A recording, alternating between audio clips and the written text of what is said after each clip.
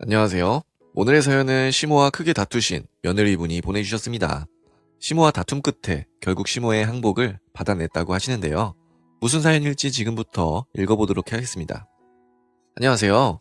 저는 얼마 전 시모에게서 항복 선언을 받아낸 며느리입니다. 이 말만 들으면 저더러 독한 년이라고 하실 분이 계실지 모르겠네요. 사실 제가 독하다는 소리 들어도 할 말 없다고 생각합니다. 제가 생각해도 제가 조금 독하게 굴기는 했어요. 하지만 제가 며느리라고 해도 시모에게 부당한 대우를 받고 싶지는 않았고 그 결과 지금처럼 좋은 결과를 얻어낸 것 같아 기쁨이 앞섭니다. 남편을 좀 이용한 것 같아서 남편에게는 앞으로 더 잘해줄 생각이에요.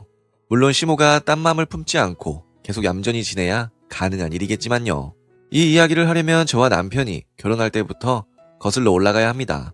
저와 남편은 연애 기간을 3년 정도 보냈는데 연애 기간에는 큰일이 없었어요. 서로 잘 맞고 또 서로를 위해주는 전형적인 동갑내기 애인 사이였습니다.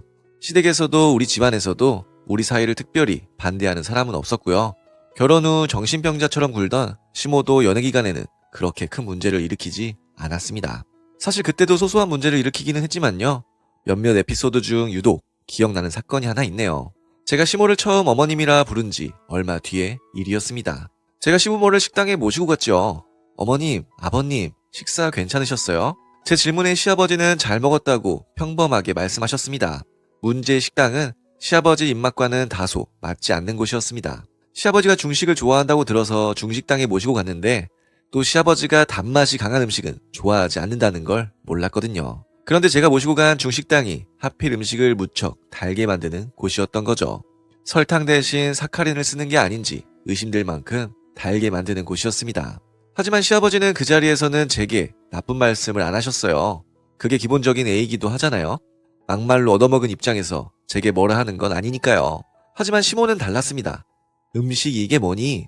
네? 우리 남편 단 음식 입에 안 맞는 것도 몰랐니? 이런 식당에 데려와서 헛돈만 쓰고 뭐 하자는 거니? 정말 얼굴이 확 달아오르더군요. 분위기 있는 중식당이라고 생각해서 모시고 왔는데 음식 맛이 달다고 욕먹는 기분은 생각보다 훨씬 더러웠어요. 제가 욱하는 성격이 있어서인지는 모르겠지만 그 자리에서 바로 시모에게 한 소리 하고 싶었습니다. 시아버지와 남편 낯을 봐서 참았지만요. 아무튼 결혼 전에도 이런 일이 종종 있었습니다. 시모가 가진 문제의 근원은 조금만 마음에 안 들어도 그걸 다 표현한다는 거였어요. 그 사람이 어떻게 자기 마음에 100% 맞게 살 수 있겠어요? 아랫사람이든 윗사람이든 자기 마음에 안 드는 것도 조금은 참아가면서 살아야죠. 그런데 시모는 자기 마음에 100%안 맞춰주면 꼭 한 소리 하는 스타일이었습니다. 그것도 만만한 사람 상대로만요. 시아버지는 만만하지 않은 사람이라 기분 나쁜 일이 있어도 참습니다. 시모 누나나 다른 나이든 친척분들 앞에서도 다소곳해요. 하지만 우리 남편이나 제 앞에서는 조금만 수틀려도 바로 마음에 안 든다고 입 밖으로 뭐라 합니다. 제가 결혼 전에 많이 망설였던 것도 시모의 정신 문제가 컸어요. 이건 편집증도 아니고 과대망상도 아니고 그냥 정신병이라고 해야 할까요? 정말 겪어보지 않은 사람은 상상하기 힘들 정도로 상태가 심각했습니다. 하지만 남편은 진심으로 사랑했고 또 남편도 제 마음 이해하고 시모를 자기가 제어해주겠다고 약속을 해서 결혼을 했습니다. 결혼 직전에 시모가 이런 말도 했어요. 요즘 애들은 결혼 생활에 대해서도 잘 모르니 최소 2년은 우리랑 합가해서 아내 노릇, 며느리 노릇 배워야 하지 않겠니? 저는 이 말을 듣는 즉시 남편에게 말했죠. 합가는 곧 파혼이야. 다른 건 몰라도 이 문제는 자기가 정리해. 남편이 어찌저찌 노력해서 합가 문제는 해결되었습니다. 그리고 우리는 결혼을 하였고 올해로 2년 차에 접어들었네요. 시모가 꼴불견이지만 어쨌든 남편 엄마잖아요. 시모와 싸워가면서 살면 제 속은 시원할지 몰라도 남편이 속상할까봐 제가 많이 참았습니다. 시모가 이런저런 소리하고 강짜 부리는 것도 일부러 제 손에서 무마시켰어요. 물론 시모 말을 100% 들어준 건 아니죠. 정신병자에 가까운 시모 말을 100% 맞춰주면 인생을 못 살걸요. 그래서 시모의 터무니없는 요구는 거절했습니다. 애를 들면 한 달에 2번은 시댁에서 자고 가라는 요구 말이죠. 이건 남편도 시아버지도 말도 안 되는 소리라 생각해서 결국 취소되었지만요. 그렇게 시모와 위태로운 관계를 유지했어요. 점점 시모의 요구가 말도 안 되는 게 늘어나서 제가 그걸 무시하거나 거절하는 일도 많아졌고요. 그래서였을까요? 석 달쯤 전에 시모가 폭탄 선언을 했습니다. 합가하던가 아니면 내가 너희 집에 들어가 살아야겠다. 뭐라고요? 며느리라고 하나 있는 게 할 줄 아는 것도 없고 말도 안 듣고 너 그러다 나중에 정말 후회한다. 늦기 전에 내가 시집살이 좀 시켜야겠어. 시모 입에서 직접 시집살이라는 표현이 나온 겁니다.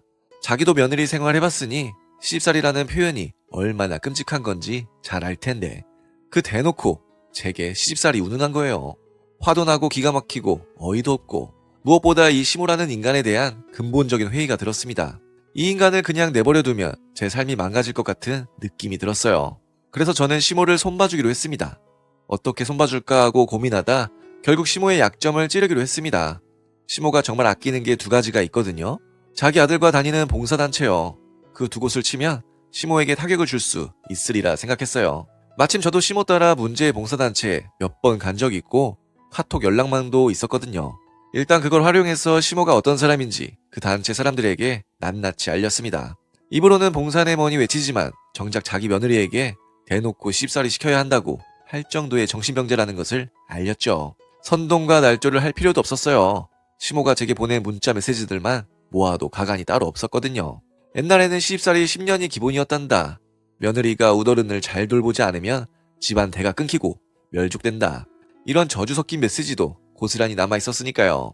그것들을 시모 다니는 봉사단체에 퍼뜨리고 다녔고요. 그러고 나니 당연히 시모가 난리가 났습니다. 단체에서 대놓고 징벌은 안 받아도 이상한 사람이라는 소문이 다 퍼졌더군요.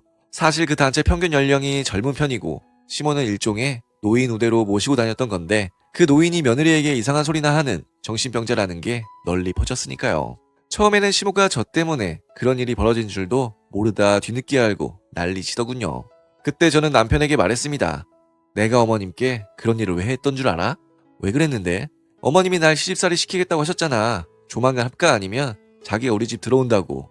그래서 내가 어떤 사람인지 제대로 보여드린 거야. 이래도 어머님이 안 물러나지? 그럼 자기랑 헤어질 거야. 난 자기 사랑하지만 어머님은 도저히 용납 못해.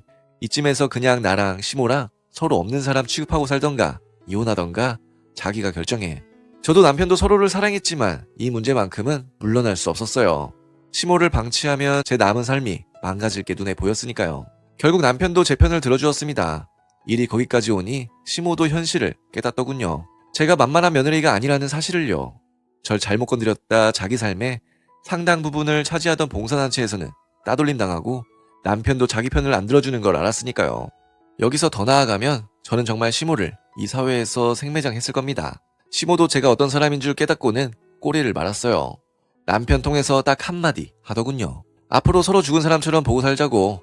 명절에도 찾아오지 말라고요. 저는 알겠다고 했고 그렇게 시모와의 전쟁에서 승리를 거두었습니다. 이대로 정말 평생 시모를 안 보고 살지 나중에라도 용서할지는 잘 모르겠어요. 사실 제가 결정할 일이 아니죠.